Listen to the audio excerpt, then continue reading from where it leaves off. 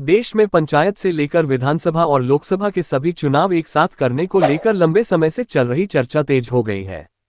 केंद्र सरकार ने इसको लेकर पूर्व राष्ट्रपति रामनाथ कोविंद की अध्यक्षता में एक कमेटी का गठन कर दिया है। सरकार का मानना है कि एक देश एक चुनाव से समय और संसाधन दोनों की बचत होगी। बार बार चुनाव पर खर्च होने वाले करोड़ों रुपए देश के विकास के काम आएंगे।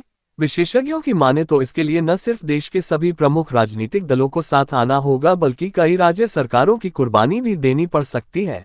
विपक्ष की अधिकतर और खासकर क्षेत्रीय दल इसके खिलाफ है। उन्हें डर है कि एक साथ चुनाव होने की स्थिति में राज्यों में उनकी सरकार बननी मुश्किल हो जाएगी।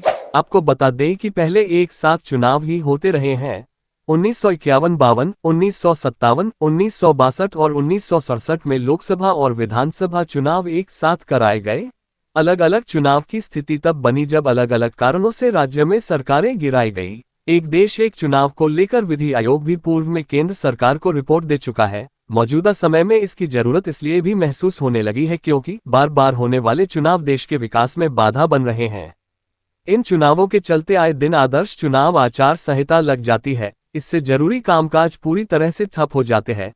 विशेषज्ञों के मुताबिक इसके लिए सरकार को इससे जुड़े विधेयक को देश के कम से कम आधे राज्यों की विधानसभा से पारित कराना होगा। बाद में संविधान संशोधन के जरिए इसे संसद से पारित करना होगा। इसके बाद राज्यों की सहमति के आधार पर लागू करना होगा।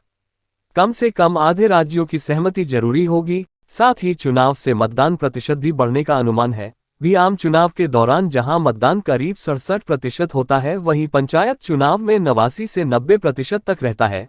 वैसे भी कामकाज के सिलसिले में शहरों में रहने वाले लोग तब तक वोट डालने के लिए नहीं जाते जब तक उनका अपना कोई चुनाव न लड़ रहा हो। ऐसे में एक साथ चुनाव कराने से जो लोग पंचायत में वोट देंगे वे लोकसभा व विधानसभा के लिए भी मतदान करेंगे।